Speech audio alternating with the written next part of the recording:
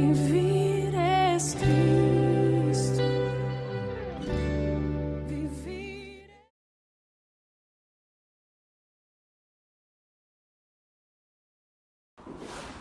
Muy buenas noches, queridos hermanos. Una vez más estamos reunidos, esta vez en mi casa, junto con Juan Manuel. Estamos en este estudio que hemos seguido la carta de Pablo a su colaborador Timoteo. Estamos ya más de la mitad avanzando y queremos darle la bienvenida nuevamente a usted que seguramente está en su casa, que está guardándose de esta pandemia, que es lo que corresponde. Y nosotros acá con un café, con un tecito, esperándolos para poder reunirnos y conversar y exhortarnos, animarnos, ¿no es cierto?, amonestarnos si es necesario para poder seguir entregando esta palabra que viene de Dios, que está inspirada por el Espíritu Santo y que nos hace bien conocerla, comentarla e ir creciendo a través de ella. ¿Cómo estás, Juan Manuel? Muy bien, gracias a Dios, contento de que podamos compartir la palabra de Dios, poder tomarnos este tiempo, tanto ustedes como nosotros, para estudiar esta hermosa carta que Pablo le escribe a Timoteo y que nos da tanta enseñanza, que nos da tanta esperanza, como es la palabra de Dios, que nos nutre y que nos fortalece realmente. Y nos asusten, no es que tengamos problemas nuevamente en el templo. Eso no. Solamente por seguridad, por la lluvia y todo lo demás. Es que quisimos hacer hoy el programa aquí para evitar que tuviéramos imprevistos respecto a lo mismo como exacto. Así es que, bueno, bienvenidos a todos los que están viéndonos en vivo y también a los que nos verán en forma diferida, tanto sean personas que pertenecen a esta iglesia como personas que nos ven sin ser miembros necesariamente. Nosotros seguimos agradeciendo a Dios la oportunidad de llegar hasta su casa y a sus hogares, cada uno en su medio de comunicación, sea celular, computador. Esta pandemia ha permitido extender nuestros límites formales, que eran la gente que asistía, a gente que a lo mejor no asistía, que recién estamos conociendo, a los cuales podemos llegar con estos videos, estos estudios, y queremos decirles que también son bienvenidos. Queremos que cuando pase este evento desafortunado vuelva o se acerque con nosotros y podamos conocerle personalmente. Lo hemos dicho a algunos que ya se han contactado, pero a todos aquellos que nos están viendo y que de alguna manera quieren seguir aprendiendo de la Biblia, que ese es nuestro único énfasis y deseo, les hacemos la invitación desde ya. Siéntase gentilmente invitado para poder compartir con nosotros personalmente o presencialmente cuando esto se pueda hacer. Así es. Bueno, vamos a ir hoy día a avanzar unos versículos más en el estudio de esta carta, de primera carta de Pablo a su colaborador Timoteo. Como ya lo hemos señalado, Pablo lo deja a este hombre en Éfeso, una ciudad principal de Asia Menor, obviamente cabecera de provincia y de tal vez otras ciudades interiores a las cuales también Pablo enseñó y predicó por más de 3 años, estuvo en ese sector, y estamos contentos nuevamente de poder estudiar qué le dijo específicamente este hombre a un colaborador más joven que él. No era un adolescente, no era un niño como algunos piensan, sino que ya un hombre de 30 y tantos a esta altura de la carta, más cercano a los 40 que a los 20. Entonces estamos revisando lo que Pablo, sobre todo en este capítulo 4, le ha estado dando indicaciones ahora más precisas a él, más personales, para el dirigir o asistir la dirección de las iglesias que estaban en ese sector, que es el sector de Éfeso. Así que hoy nos va a corresponder leer del 6 hasta el 11. Capítulo 4, primera carta de Timoteo, capítulo 4, del 6 al 11. Y le voy a pedir a Juan Manuel que lea, y después que él lea, vamos a orar para que todos juntos seamos nutridos, alimentados por el Espíritu de Dios, que nos va a guiar en este estudio. Entonces, Juan Manuel, del 6 al 11 para que leamos. Seguimos tu lectura y después oramos para poder concentrarnos. Bien, leamos. Dice: si esto enseñas a los hermanos, serás buen ministro de Jesucristo, nutrido con las palabras de la fe y de la buena doctrina que has seguido. Desecha las fábulas profanas y de viejas. Ejercítate para la piedad, porque el ejercicio corporal para poco es provechoso, pero la piedad para todo aprovecha, pues tiene promesa de esta vida presente y de la venidera. Palabra fiel es esta y digna de ser recibida por todos, que por esto mismo trabajamos y sufrimos oprobios, porque esperamos en el Dios viviente, que es el Salvador de todos los hombres, mayormente de los que creen. Esto manda y enseña. Amén. Oremos un momento. Señor, estamos comprometidos con poder cumplir fielmente este mandato que también se le hace a Timoteo en esta carta. Por eso oramos y por eso pedimos tu ayuda, tu auxilio al Espíritu Santo que inspiró estas líneas, Padre, para que hoy nos ilumine, nos muestre toda esa verdad. Queremos sencillamente darnos a conocer como hombres que no somos perfectos, que fallamos y que no tenemos toda la capacidad, si tú no estás con nosotros, para poder entenderte. Ayúdanos en este deseo de poder sacar lo mejor de estas palabras, de estos textos, para poder explicarle bien a nuestros hermanos, ya a nuestros hermanos, ya a quienes nos ven, a los amigos que están siguiendo estas transmisiones. Te pido que tú puedas también llegar a sus oídos espirituales, principalmente a su interior, a donde nadie más puede llegar que tú, para que ellos crean, para que ellos realmente entiendan lo que tú estás hablando desde hace mucho tiempo, hace más de 2000 años escrita esta carta, y que hoy podemos también disfrutar y gozarnos en lo que nos enseña. Te lo pido por el amor que tuviste a tu Hijo, que vino en rescate de nosotros. En el nombre de Jesús, amén. Amén.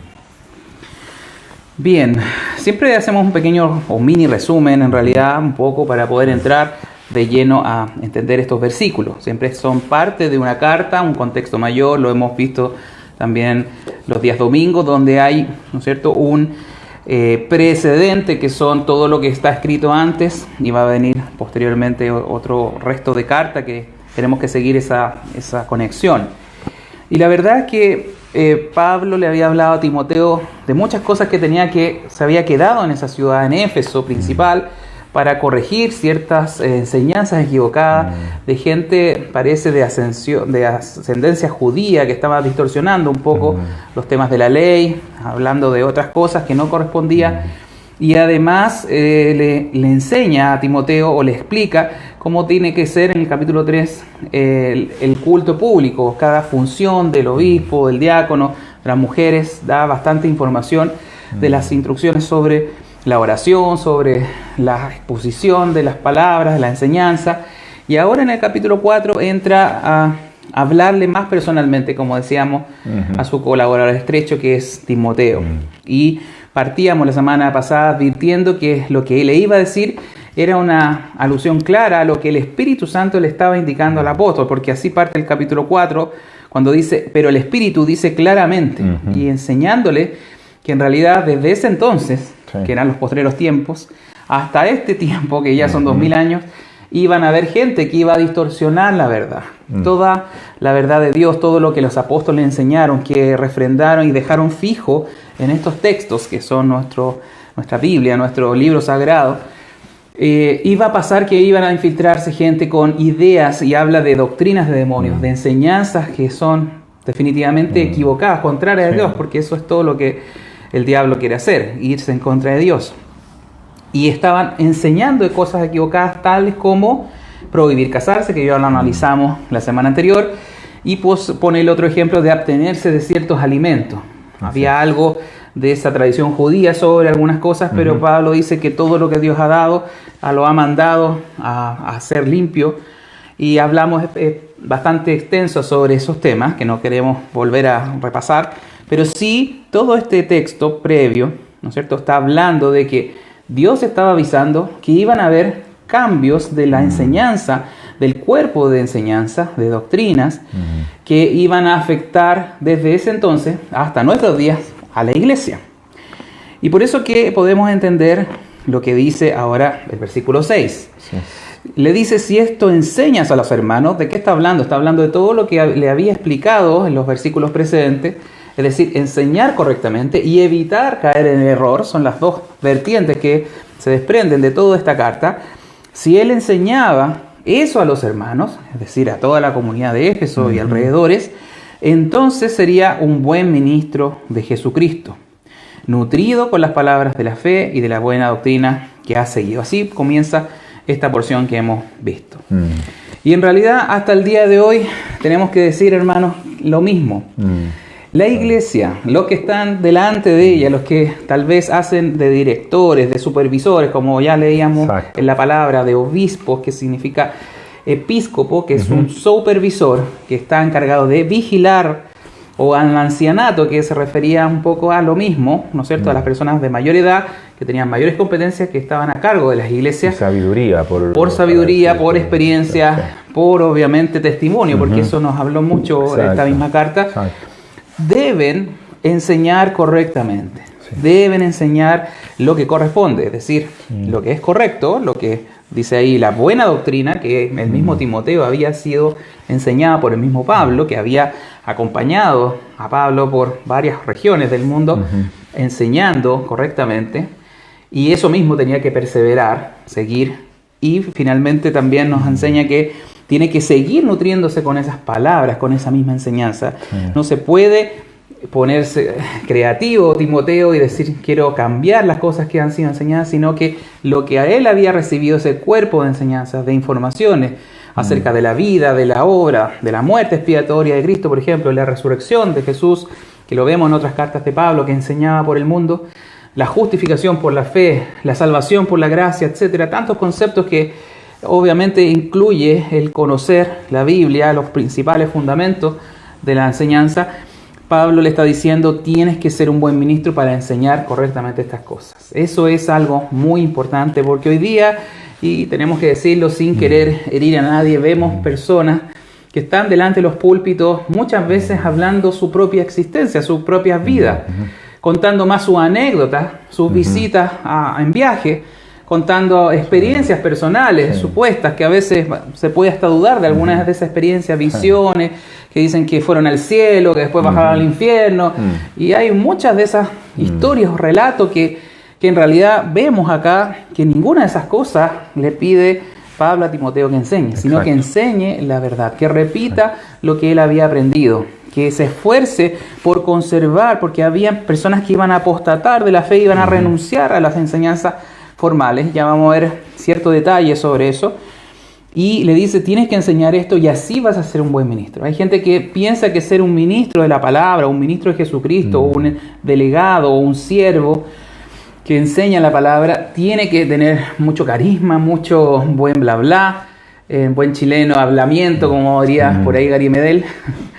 No tiene nada que ver con mi carisma, con mis capacidades, incluso intelectuales o de oratoria. Lo que más insiste la Biblia una y otra vez es que hables la buena doctrina, la sana doctrina, una palabra que fue delegada a los apóstoles, que ellos la enseñaron por el mundo, y de ahí en adelante, desde la muerte del último apóstol, por ahí por el año 90 o 100 de Juan, ya no ha variado y se ha cerrado ese canon y ya está fundido en la palabra, la escritura, en el texto escrito, las enseñanzas que deben ser conocidas y comprendidas y explicadas a todo el mundo.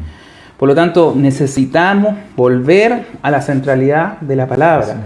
Los púlpitos no tienen que estar llenos de experiencia, de subjetividad, de ideas que a veces influyen en la sociedad y tratamos de que se hagan parte de la iglesia para poder atraer gente que no conoce a Dios con esas ideas. Pero la única idea que demuestra consistencia es enseñar el Evangelio, es enseñar el camino del Señor, es enseñar todo lo que Jesús hizo, lo que dijo, para qué vino, por qué vino y los alcances que tiene eso hasta el día de hoy, donde esto no ha cambiado.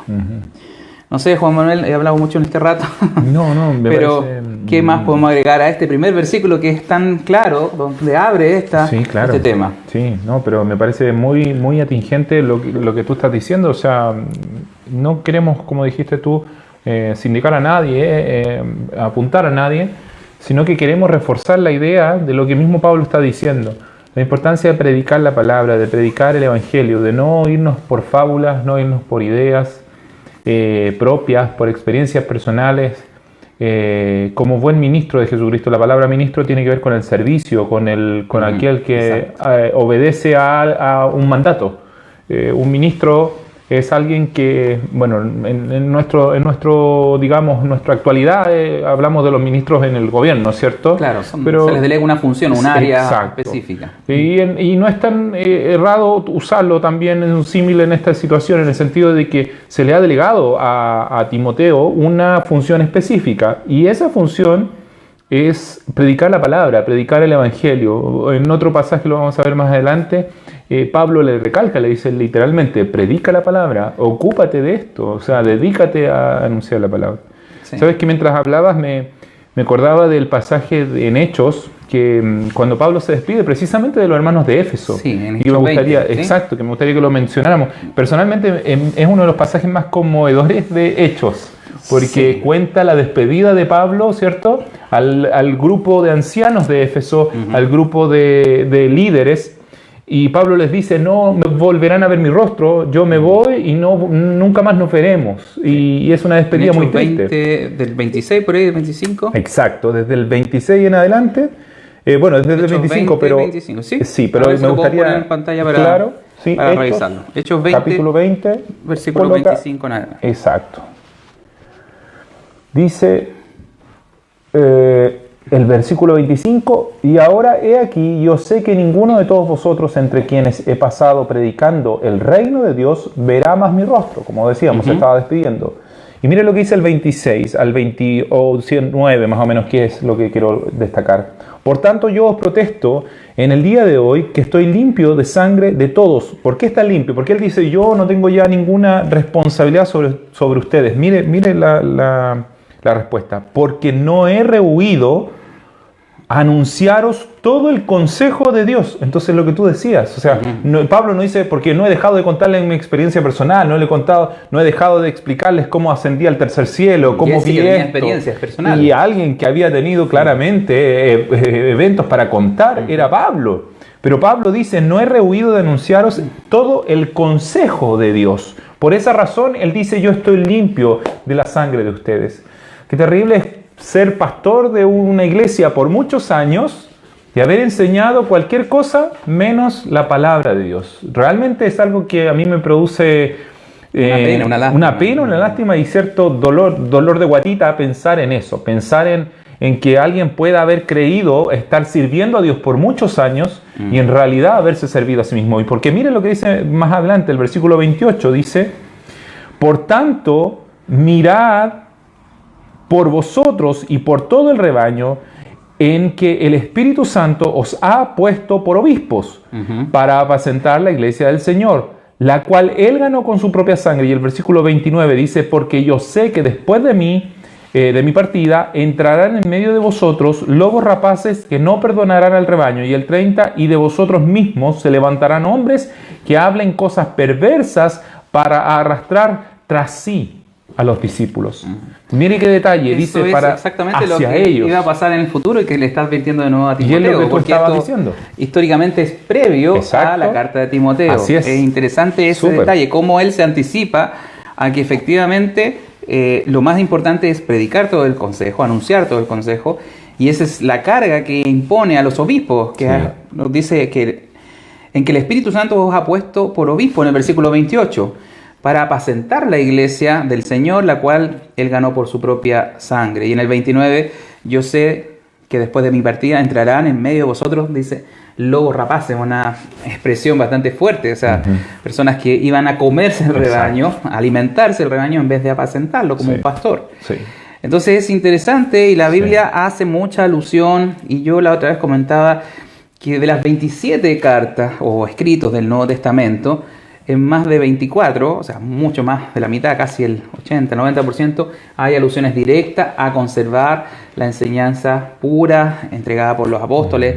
Ellos fueron, en el fondo, los voceros de Cristo. Esa es su misión, establecer un fundamento, que es el fundamento apostólico, así le llamamos, y que hasta el día de hoy está vigente, y es lo mismo que se les encargó que predicaran, que no agregaran nada, que no quitaran nada, que enseñaran todo el consejo de Dios. Sí. Disculpa, y ¿Sí? dice, esto de lobos rapaces es interesante que veamos cuál es la característica o qué es lo que me permite identificar a un predicador como un lobo rapaz. Dice que hablarán cosas perversas para arrastrar tras sí a los discípulos. El lobo rapaz lo que busca es apoderarse de la oveja, ¿cierto? Llevársela, obtener beneficio de ella, Claro. atraerla hacia él. Cuando un predicador atrae a la congregación hacia él, cuando ese predicador recibe admiración, recibe alabanza por quien es, y bueno, y aquí tenemos tantos que reciben títulos, ¿cierto? Y que quieren títulos cada vez más rimbombantes para atraer hacia sí mismo la alabanza, la admiración, que la gente no mire a Cristo, sino que los mire a ellos, como ellos, los siervos de Cristo, los iluminados,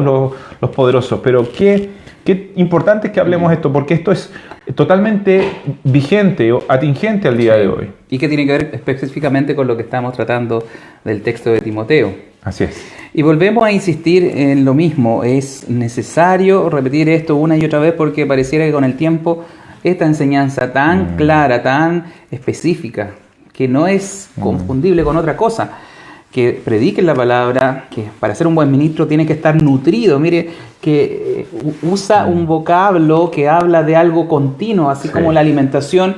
Usted puede comer un día, pero si deja comer un año, se va a desnutrir. Esto es continuo. La nutrición con las palabras de la fe, que aparece en el versículo 6, se refiere básicamente a estar constantemente alimentándose de la palabra. No es una cosa que yo aprendí, estudié la Biblia, la leí un día y ya me la sé, sino que esto es constante, es un nutrirse, y eso, como la alimentación, es una cosa permanente y de la buena doctrina que ha seguido. Es decir, ya este mismo Timoteo había sido enseñado, como alguna vez lo comentamos, por su madre y su abuela, Eunice Loaida, pero además seguía en eso, permanecía en ese caminar de la buena doctrina, porque acompañó a Pablo y obviamente se le está ahora pidiendo que mantenga esa senda que ya llevaba trazado hace un tiempo.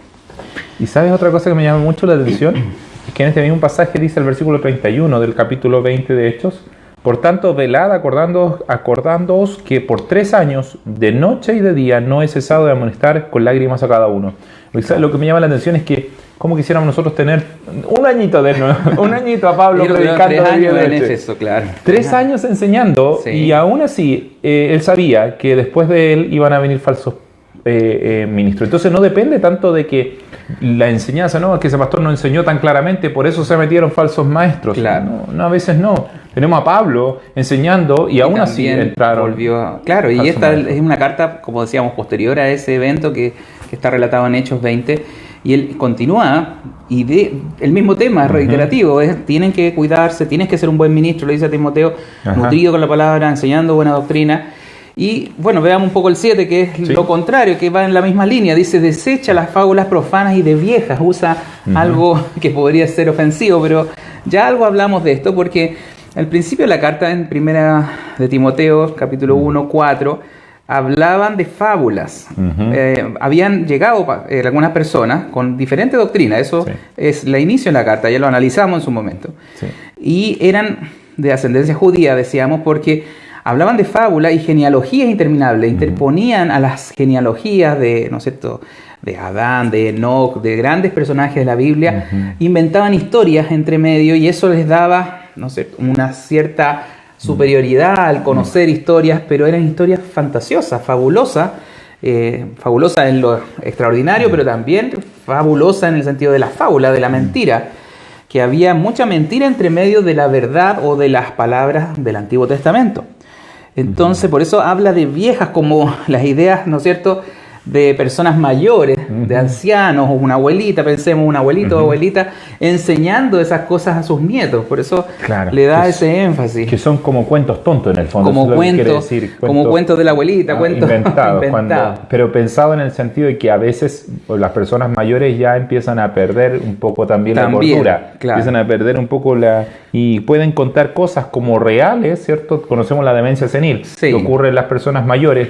Cuentan como reales, como verdaderas cosas que les pasaron, que en realidad son parte de su desviación, digamos, mental, orgánica, de su cerebro. Aquí un poquitito está en ese sentido también, de decir que quienes están hablando de estas fábulas están desviados, están hablando cosas irracionales, como también en el mismo inicio de Timoteo que decía, cosas que ni entienden, ni ellos mismos, sí. comprenden. Es que había una confusión, mezclas de cosas de la ley, cosas que estaban, pero no la estaban, recordemos, no la estaban usando correctamente, legítimamente, dice en la primera parte de la carta.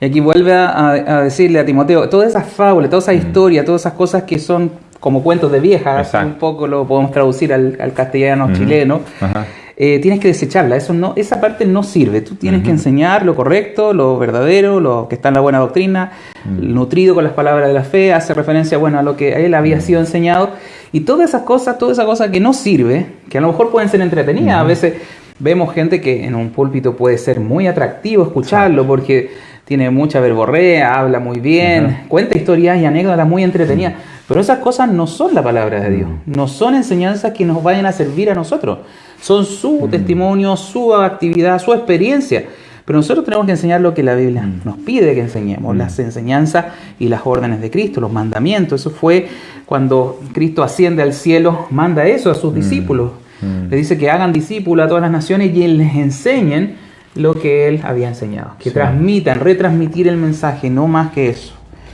Y aparece al final del versículo algo que es interesante porque va relacionado con el versículo 8. Vamos a pasar al siguiente, porque dice, ejercítate para la piedad, porque el ejercicio corporal para poco es provechoso, pero la piedad para todo aprovecha, pues tiene promesa de esta vida presente y de la venidera. Algo que también era parte de ser un buen ministro, porque está en todo ese contexto, era también algo que él lo pone como un ejercicio, y lo asimila incluso al ejercicio físico. Ya vamos a aclarar ese punto. Pero dice, ejercítate para la piedad. Yo no sé si conocen el significado de piedad, pero se relaciona a toda devoción hacia las cosas de Dios, a toda actividad de misericordia, de ayuda, de apoyo, que se sale de un corazón agradecido, de un corazón que es amoroso, porque Dios le ha venido a su vida, porque Dios ha llegado a su vida. Entonces, ejercitarse para la piedad, y por el contexto vemos que lo que Pablo tiene en mente es el tema del ejercicio físico. Lo que le está diciendo a Timoteo, tú tienes que practicar esa devoción a Dios, esa ayuda a los demás. Entonces, ejercítate, es una cosa también reiterada. El buen ministro no solamente se queda en palabra, en un buen conocimiento y una buena enseñanza, sino que también su vida, y aquí hay algo muy interesante también, debe ser concordante, debe ser, como lo hemos dicho, coherente con lo que enseña. Muchas veces ese es el problema que está dando la iglesia como un mal testimonio, porque vemos personas a lo mejor que tienen mucha ilustración para hablar, pero también su ejercicio de piedad es pésimo, es malo, tienen malas costumbres, a veces tienen personas a su cargo dentro de la misma iglesia, han salido acusaciones con ciertos pastores, no quiero entrar en detalles, pero ciertamente no hay un ejercicio para la piedad, y eso es sumamente importante, la coherencia, la coincidencia, la concordancia entre lo que sale de nuestra boca, lo que entregamos como testimonio, ¿no es cierto? Tiene que tener un match, tiene que haber una cierta relación. Porque si no, claramente un buen ministro va a ser descalificado por no tener esa práctica en su vida, por no hacer bien las cosas. Y ahí lo compara un poco con el ejercicio corporal, que dice que para poco es provechoso. Y aquí queremos decirle a la gente que no crea que lo que está diciendo Pablo es que no haga ejercicio, que no tiene que cuidar su cuerpo también como templo del Espíritu Santo, como también él lo enseña, sino que él está comparando el ejercicio corporal con lo importante que es el ejercicio en la piedad, en la santidad, en el buscar a Dios. Entonces, el ejercicio corporal sí sirve, obviamente mantiene a nuestros cuerpos más saludables, y en eso que nosotros somos médicos sabemos un poco de ese tema.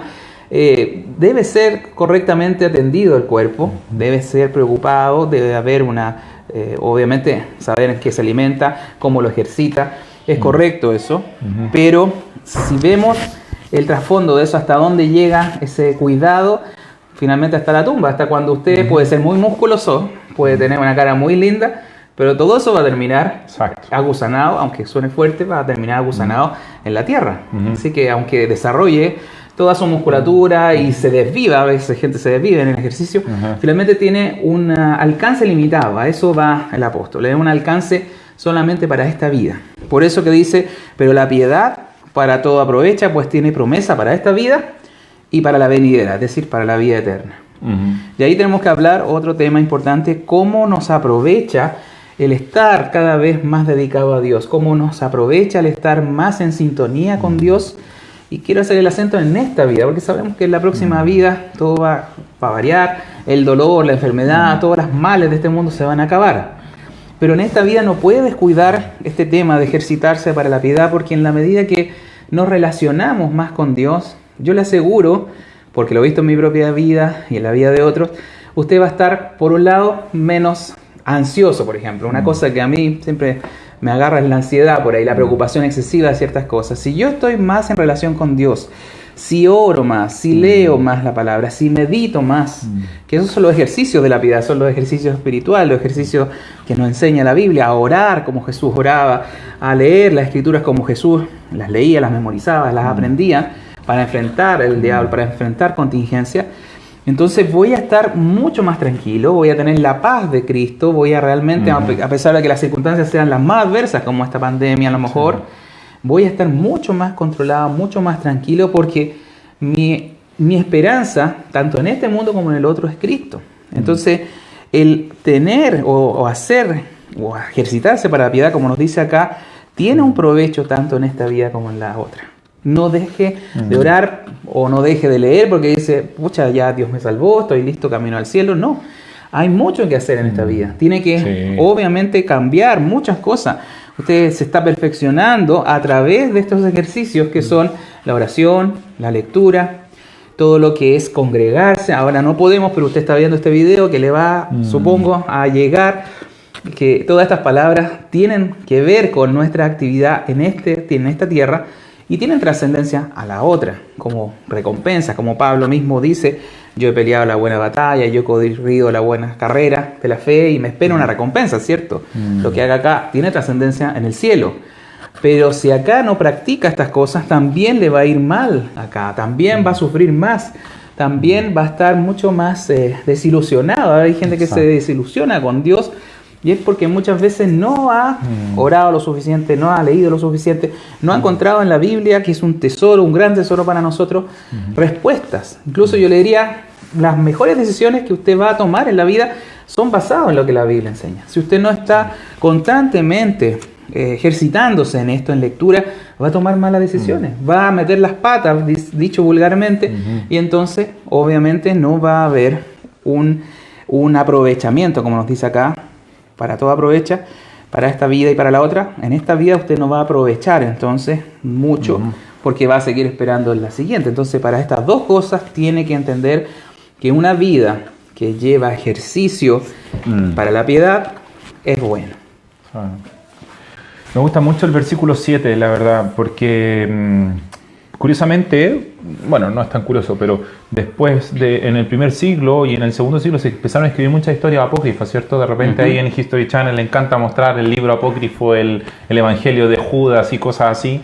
La Asunción de María se escribió más o menos en posterior al tiempo apostólico, pero ya en los primeros siglos, estamos hablando del segundo siglo, tercer siglo.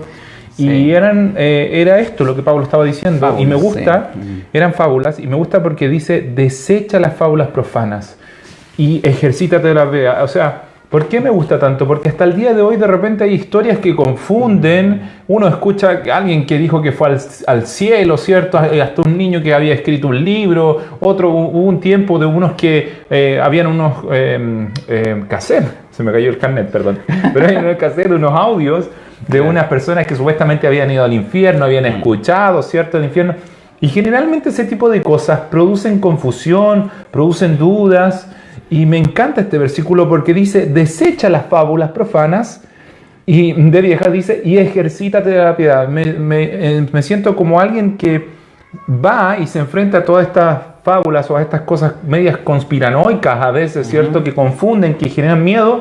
Y se da media vuelta, eso es lo que siento cuando dice deséchala, así como que se da media vuelta y se direcciona directamente a ir de rodillas con Dios, a tener comunión con Dios, a orar, a estar dedicado a la lectura de la palabra.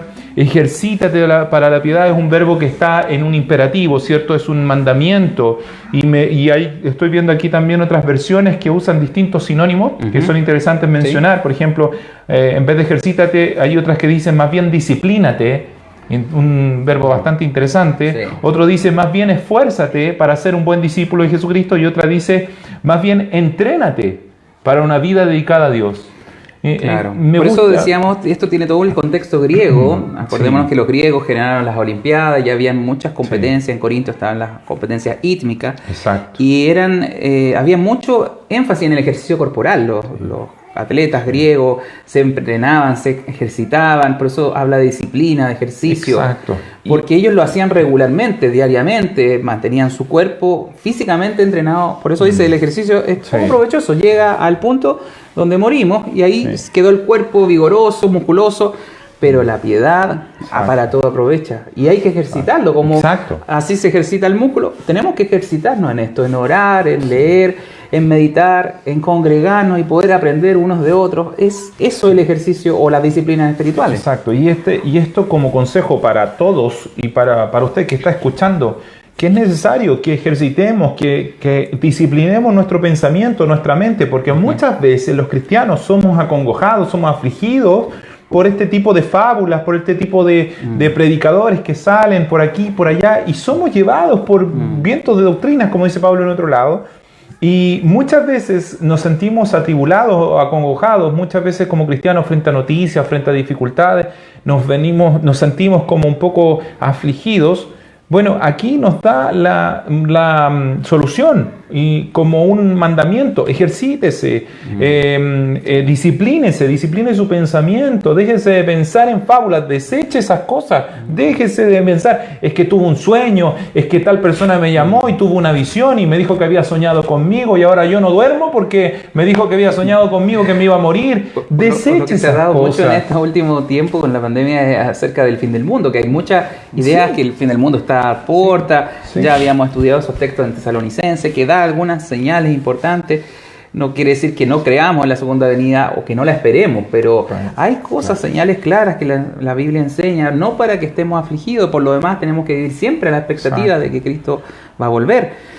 Pero volvemos a la esencia de esto, de ejercitarse para la piedad. Nos va a dar provecho, nos va a dar tranquilidad, nos va a dar obviamente seguridad en lo que hacemos, en las decisiones que tomamos, la familia que vamos organizando, conformando, en todo, tiene provecho para esta vida. No olvide eso, que a veces pensamos mucho en el cielo, me quiero ir, ahí voy a dejar de sufrir, aquí voy a estar bien. Sí, es cierto, pero usted está viviendo ahora con los pies en la tierra y necesita por lo mismo ejercitarse en estas disciplinas o prácticas que son obviamente la recomendación que Pablo le está haciendo a Timoteo. Pero fíjese en el versículo 9: palabra fiel es esta y digna de ser recibida por todos. Queremos aclarar que el resumen un poco de lo que le venía diciendo a Timoteo es algo fiel, es algo verdadero, es algo correcto, es algo que va a servir, que no hay posibilidad de cambio. Eso significa fiel, algo que es estable. Y esto que está estable, esto que está definido, es fiel y es digno de ser recibida por todos. Por lo tanto, no es una instrucción específica para Timoteo, que ciertamente a él se la está escribiendo, ni para esa iglesia, ni para los de Éfeso, sino que para todo cristiano. Todos deben recibir esta instrucción de que tenemos que ser personas correctas, tener una buena doctrina, desechar lo que está equivocado fuera de lo que ya hemos recibido de parte de Dios a través de los apóstoles en la Biblia. Y esto de ejercitarse para la vida es algo que continuamente tenemos que hacer. Personalmente usted tiene que hacer. No tiene que esperar que se haga un llamado a la oración, como a veces lo hemos hecho, que está bien, sino que usted debe solito en su casa tener esta disciplina o este ejercicio. Así como algunos se ejercitarán para tener un cuerpo sano, y ahí está la comparación, que eso le va a aprovechar hasta cierto punto, nada más. Esto tiene que ejercitarse mucho más, con mucho más énfasis. Tenga sus tiempos de oración, sus tiempos de estudio, sus tiempos familiares, donde usted a sus hijos le enseña la palabra. No olvidar, eso también es parte de un ejercicio para su familia, y así vamos a andar correctamente, recibiendo todos entonces como comunidad, como congregación, esta palabra que es fiel y que es digna. Hasta aquí vamos bien, creo. Sí. Nos quedan todavía 2 versículos que nos van a hablar más cosas todavía. Y vamos a avanzar entonces al 10. ¿Qué es lo que dice Pablo a Timoteo en el 10? Dice que por esto mismo trabajamos y sufrimos oprobios, porque esperamos en el Dios viviente, que es el Salvador de todos los hombres, mayormente de los que creen. Esto manda y enseña. Miren lo que Pablo está profundizando con su colaborador Timoteo, que le acompañó en viajes misioneros, que lo estaba dejando a cargo, más que a cargo, como supervisor también, como encargado de mirar cómo va el funcionamiento de esa iglesia en Éfeso y de los alrededores. Dice, por esto estamos trabajando, por esto hemos sufrido oprobio. Imagínense, Pablo está reconociendo que su vida misionera o apostólica no había sido fácil. Había sufrido oprobio, desprecio, ninguneo de la gente. Bueno, ¿para qué está? Hay un texto completo que nos enseña cuántas veces había sido azotado, que había padecido naufragio, etc. Está en otra de sus cartas. Por lo tanto, sabemos que a ellos, como los principales divulgadores del Evangelio, les costó trabajo. Ese era su trabajo.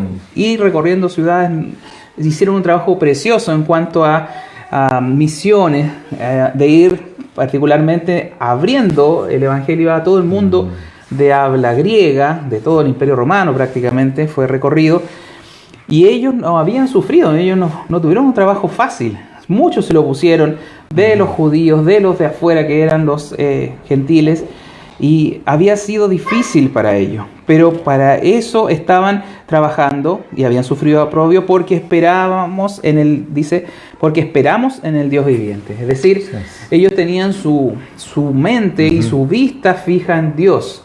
Él es el que lo había comisionado a él a trabajar, a entregar la palabra. Él es el que lo había levantado como su ministro, como su predicador, como su apóstol.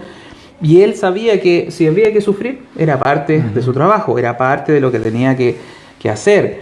Y eso no lo menoscaba, eso no lo restringe, sino que él seguía claramente haciendo su trabajo. Y por eso le dice esto como un espaldarazo a Timoteo, porque probablemente las cosas que él tenía que mandar y enseñar, a lo mejor no iban a ser recibidas. A lo mejor siempre, y como nos enseña este mismo pasaje, siempre hay personas que van a querer dañar la enseñanza, destruir la enseñanza, apostatar de la fe. Por lo tanto, no iba a ser una tarea fácil esto de enseñar la Biblia, que uno dice es lo esencial, es lo básico que hace la iglesia. Créame que no es tarea fácil. Va a haber siempre gente que se oponga, gente que quiere escuchar prédicas que le endulcen el oído, o que le quieren rebajar el estándar de lo que enseña Cristo. No hablar, y por ahí MacArthur, un predicador estadounidense, dice: los esfuerzos del diablo son hacer menos malo el infierno, hacer que el cielo parezca más fácil y que el pecado no es tan malo. Esas son, en resumen, unas cosas que las enseñanzas que no son realmente centradas en la Biblia van a tratar de hacer. Decirle que entrar al cielo simple, que no hay tanta gravedad en el infierno, hay corrientes que no hablan del infierno siquiera, que lo niegan, y que lo niegan, y que el pecado no es ofensivo para Dios, cosa que la Biblia lo enseña.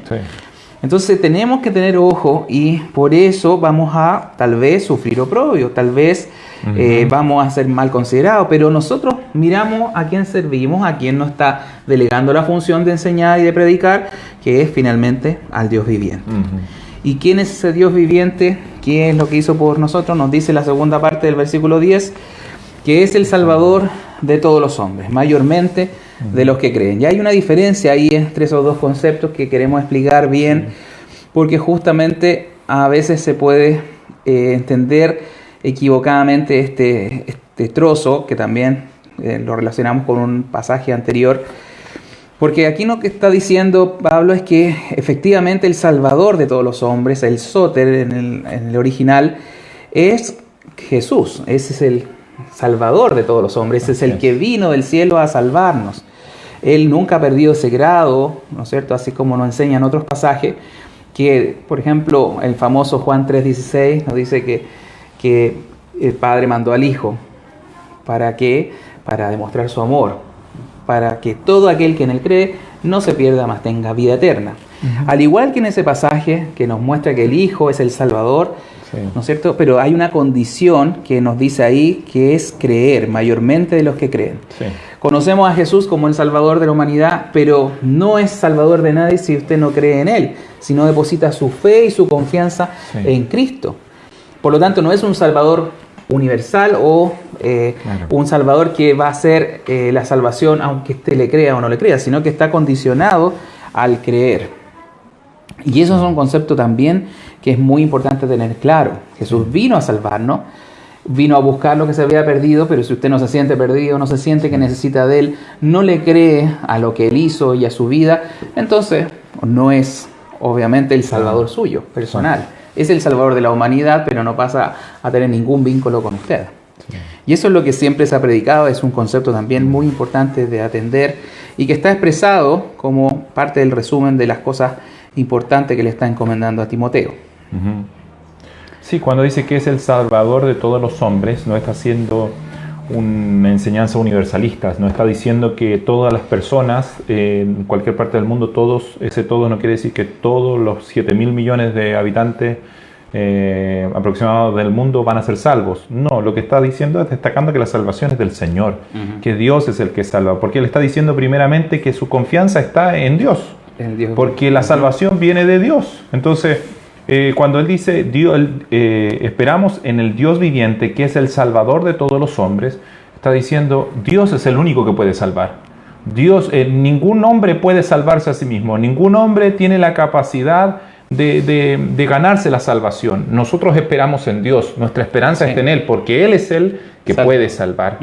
Y dice, especialmente, dice en otras versiones, en vez de mayormente, dice especialmente de los que creen. O sea, está reforzando que esta salvación es por fe, lo que tú estás diciendo. Exacto. Que es por la fe, en ningún caso es por obra.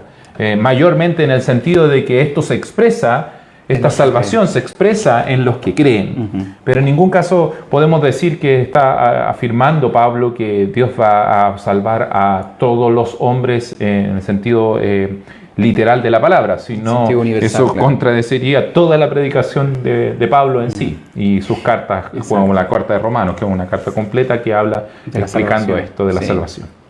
Sí, perfectamente. Ahí entonces encajamos el cuadro completo, tratando nuevamente de insistir en, y vuelvo ahora al versículo 11, porque dice esto manda y enseña, no es una Sí. cosa que esto esté para, si le parece al ministro o le parece a las personas creer o no, sino que al ponerlo como un mandato, o sea, es una obligación de los que dirigen, por cierto, Así es. y también para todos, porque nos habla que esta palabra es digna de ser recibida por todos.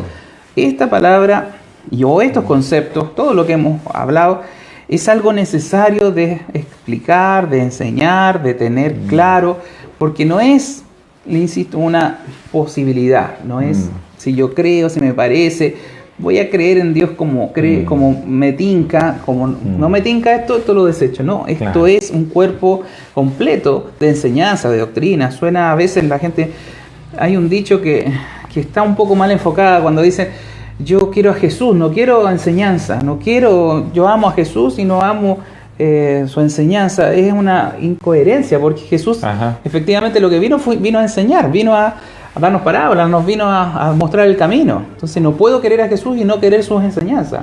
Así es. Entonces hay algo de contradicción cuando la gente dice, no, yo sigo a Jesús, yo amo a Jesús, pero eso de las cosas de los mandamientos, la Biblia no me hable, pues como no quererlo finalmente. Por lo tanto, tenemos que tener claro que la principal preocupación de Pablo que le está dando a Timoteo es que él no solamente tenía que corregir, enseñar, sino que mandar a los hombres a que creyeran esto y no otras cosas.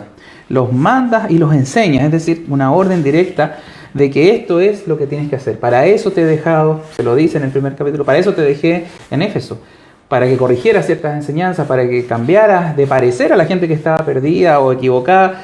Y esto nosotros lo tomamos también para nuestra iglesia, para lo que hacemos martes a martes, domingo a domingo, es enseñar la palabra y pedirle, tal vez no tengo el grado que tiene Pablo, el apóstol, al decir apóstol es un grado especial de poder mandar a hacer cosas, de poder decidir ciertas cosas sobre la enseñanza. Yo no tengo esas atribuciones, pero queremos rogarle que usted siga los consejos de la Biblia, que crea lo que está escrito acá y que lo entienda correctamente. Sí nos preocupamos de enseñar lo mejor posible, pero esto de mandato es obviamente una alocución directa del apóstol. Sí, y a mí me suena muy similar a lo que el mismo apóstol Pablo le dice a los obispos de Éfeso cuando él se despide, cuando les dice, por tanto, velad.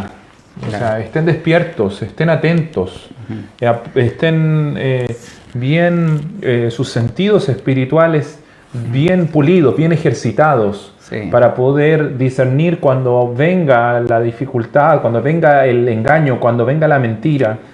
Estar ejercitados espiritualmente en el conocimiento de la verdad, en el conocimiento de la palabra. De repente uno desprecia y dice, bueno, hoy día no me voy a conectar. Perdónenme que sea tan directo.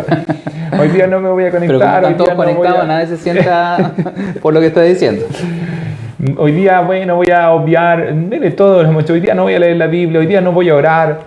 Pero eso es como que un deportista de elite diga, bueno, hoy día no voy a ir a entrenar. ¿Cómo cree usted que va a jugar el partido que tiene que jugar el fin de semana? Lo más probable es que se note que no entrenó, se note que no estuvo ejercitándose. Este es el símil que Pablo está queriendo también hacer al tomar la figura del deportista. Es decir, cuando venga la falsa enseñanza, cuando venga la falsa doctrina, usted tiene que estar preparado, usted tiene que estar ejercitado espiritualmente para que detenga el engaño de Satanás, para que detengamos a los atacantes del diablo. Exacto. Yo como defensa, poniéndolo en términos futbolísticos, debo estar en una condición física apropiada para poder correr a la misma velocidad y poder quitarle la pelota, por así decirlo, y predicar la verdad de Dios, y predicar la palabra de Dios. ¿Por qué? Porque Dios nos ha puesto para enseñar la verdad de Jesucristo, y esto es un tremendo privilegio. Y sea donde sea que hemos sido puestos, a lo mejor en nuestro caso aquí al frente de esta congregación, aquí en Illapel, o usted a lo mejor en su casa, con su familia, pero donde usted ha sido puesto, cada uno tiene la responsabilidad de estar despierto, de estar ejercitado. No le va a pedir Dios que esté ejercitado al nivel de un pastor que tiene que predicar a miles de personas, pero sí le va a pedir que esté ejercitado al nivel de un dueño de casa, un padre de familia, una dueña de casa, una madre de hijos que tienen que recibir la palabra de Dios. Entonces ejercítese en el lugar donde Dios lo puso para dar la buena enseñanza, la nutrición adecuada a quienes están a su cargo. Sí. Hay un predicador que dice algo así como, ¿cómo pretendemos estar fuertes espiritualmente si entrenamos solamente los domingos? Haciendo, obviamente, entendiendo que hay personas que solamente son de los domingos, que solamente el domingo van a la reunión y escuchan y aprenden. Si queremos tener una vida cristiana, ¿no es cierto?, con una buena calidad, tal como nos describe este pasaje, tengo que ejercitarme, tengo que hacer esto de leer, escuchar, aprender, orar, tener estas prácticas, disciplinas que son necesarias. Por eso nos pone ahí que esto tenemos que mandar. Yo creo que es más sobre eso lo que mandamos, lo que le ordenamos, más que decirle, mire, si a usted le parece, hágalo. No, esto tómelo en serio. Y queremos que su vida cristiana sea de mejor calidad, con más tranquilidad, como decíamos, con mayor paz, con menos incertidumbre, con más confianza en Dios. Entonces, si no se ejercita, entonces no va a haber ese resultado, ese fruto. Tiene que ejercitarse, tenemos que hacerlo. Y en esto nos queremos automandar, autodirigirnos a remitirnos a esta palabra, a este versículo 11, que esto es lo que enseñamos y esto también le pedimos que haga.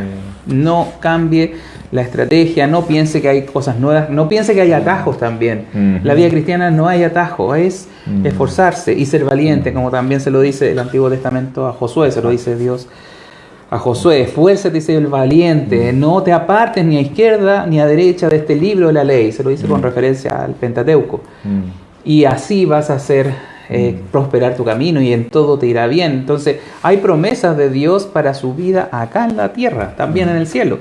Pero si no lo tomamos en consideración, si no nos esforzamos, si no nos automandamos a hacer esto que estamos enseñando, entonces no van a haber mayores frutos. Y en eso no queremos después tener pérdidas o tener daño o pasarla mal por una equivocación. Entonces necesitamos mantenernos ejercitados, disciplinados para todo evento. Sí. Para terminar, quería comentar, este fin de semana justo escuché una predicación del pastor Sugiel Michelén, muy buena, que se llama La perseverancia de los santos, creo que es más o menos actual, pero que hablaba precisamente de lo difícil que es el ejercicio, que esto requiere esfuerzo, que nadie se despierta a las 7 de la mañana, muy pocas personas tal vez, no sé en qué planeta vivirán esas personas que se despiertan a las 7 de la mañana diciendo, claro, qué rico, me voy a levantar a hacer ejercicio, a ejercitarme. No, seamos sinceros, la mayoría dice, quiero 5 minutos más en la cama, seguir durmiendo, Es mucho más fácil el dormir, el quedarse acostado. Por eso el mandamiento de velar, porque no necesitamos un mandamiento de duerman. Todos queremos dormir. Exacto. Necesitamos un mandamiento de ejercítese, vele, despiértese, levántese, porque eso es lo que necesitamos. No vamos a predicar lo que quiere oír la gente, vamos a predicar lo que necesita la gente. La gente no necesita escuchar, venga a acostarse aquí, quédese tranquilo, no se preocupe, no sufra más, pare de sufrir. No, lo que vamos a predicar es el consejo de Dios que nos dice, ejercítese, levántese temprano a orar, levántese de noche a orar si es necesario, busque tiempo para estudiar la palabra de Dios, para que esté despierto, para que cuando venga la prueba usted permanezca firme. No tiene que ver con la salvación, porque será salvo. En otro pasaje de la Biblia dice que así por fuego, pero no queremos que la pase mal, dañando su vida. Y que Dios tenga que hacerlo pasar por pruebas. O tenga que disciplinar demasiado, corregirlo demasiado, duramente, porque Dios ama a todo aquel que disciplina. Entonces no queremos que Dios le dé ese tipo de amor, sino que también usted sea obediente para tener una relación mejor con Dios. Sí. Por lo tanto, todos estos consejos están en la palabra, los retransmitimos, volvemos a hablar de ese concepto. Nosotros somos un canal que está, ¿no es cierto?, recibiendo esta enseñanza, también traspasándosela a ustedes, tal cual como el apóstol Pablo la escribió hacia Timoteo. Sí. Y esperamos por la salud de la iglesia, por la salud espiritual de cada uno, que lo obedezca. Así que ese es nuestro énfasis, ese es nuestro deseo. Queremos seguir con ustedes compartiendo esto, que hace también revisar cómo estamos, revisar lo que la Biblia enseña, todo el consejo de la palabra, no saltarnos pasajes porque pueden ser un poco complejos, sino que ir paso a paso analizando completamente estas enseñanzas. No sé si hay algún mensaje ahí por Facebook o por el WhatsApp para alguna consulta o duda. Si quiere, alguno puede comentar a través de la página en vivo, y si no, vamos a ir cerrando ya la jornada de hoy día. Me avisan por interno que aparece por Facebook. ¿Hay algo? ¿Qué comentario hay? No lo puedo ver. A ver. Sí, por ahí ver acá. Claro, hay una clásica frase que se usa a modo de justificación, de autovalidación, de decir, yo creo en Dios pero a mi manera. Y eso es tan absurdo como que yo digo que creo en Pablo pero a mi manera. Yo creo que Pablo es rubio, de ojos verdes, claro, y mide 1,50 m. Claro. No, eso no es Pablo. Pablo es una persona que tiene características propias. Yo no puedo creer en Dios a mi manera. Eso es un Dios inventado, es un Dios que yo he hecho fabulosamente para ponerlo un poco en contexto de lo que acabamos de leer. Hay personas que se crean a un Dios a través de su imaginación, a través de cuentos de vieja, como cuentos falsos, y creen que Dios es de tal manera, no, es que Dios no puede estar diciendo esto, Dios no puede estar condenando a personas porque Dios debe ser así como yo quiero. No, ese no es Dios. Nuestro Dios es el Dios revelado. Exacto. Es el Dios de la palabra de Dios, es el Dios eterno, el Dios que habita en gloria inaccesible, pero que se manifestó a los hombres en Jesucristo, la imagen del Dios viviente. C.S. Lewis al respecto dice que el verdadero Dios no puede ser inventado, porque nadie tiene esa imaginación para crear un Dios como lo describe la Biblia, que es omnipresente, omnisciente, todopoderoso, eterno. Siempre queremos una versión disminuida, más humanizada de Dios, y esos son los dioses que hoy día la gente busca algo que sea fácil de creer, fácil de seguir, fácil de entender. Pero el Dios correcto, el Dios de la Biblia, es un Dios inmensamente grande, inmensamente poderoso, eterno, que de hecho no podemos entender todas sus características o atributos. Por eso es que no es un Dios inventado, por eso que estamos bien lejos de crearnos un Dios así. Pero ese Dios es el que tenemos que conocer, ese es el Dios que nos enseña la Biblia. Y aunque nos cause dificultad por su santidad, por su perfección, por muchos atributos que Él tiene, de ese Dios tenemos que aprender y hablar y enseñar. No un Dios a mi manera, ese Dios no existe, el Dios de la mi manera está en mi sola imaginación, pero no es el Dios verdadero. El Dios verdadero es definido, está claro en la Escritura. Y tengo que, ojalá aceptarlo, porque si no me va a ir mal con Él cuando me enfrente algún día y lo conozca personalmente. Y si no he creído en Él, por cierto, que nos va a ir mal. ¿Hay alguna otra consulta por ahí? Si es que podemos vernos a ver, en el Face. Quiero ver si es que puedo revisar. Hay saludos. Los falsos dioses. A ver qué me dice acá. Sí, aquí saludos a la Macarena Silva, que quiere estar ahí con más lluvia que nosotros. Sí. Los falsos dioses están, en esta época han salido muchos, y en internet es terrible lo que se logra ver. Sí, es cierto, hay cosas en internet que... Por eso mismo es tan importante que prediquemos la verdad, que prediquemos el mensaje que ya fue dado. Exacto. No nuestro mensaje. El resto son saludos. María Nubia, qué bueno saber que nos está viendo la señora María Nubia. Qué lindos recuerdos de ella. Exacto, ella también está en otra ciudad, estuvo acá en Illapel. Pero un saludo grande también, unos cariños para ella.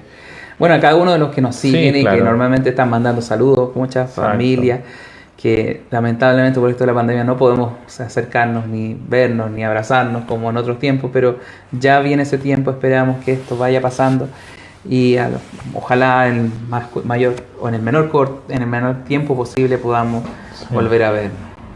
Bueno, saludo a todos los que nos están viendo. Si alguno no lo he saludado, discúlpenme, mi internet no funciona tan bien, pero qué bueno es que estén conectados.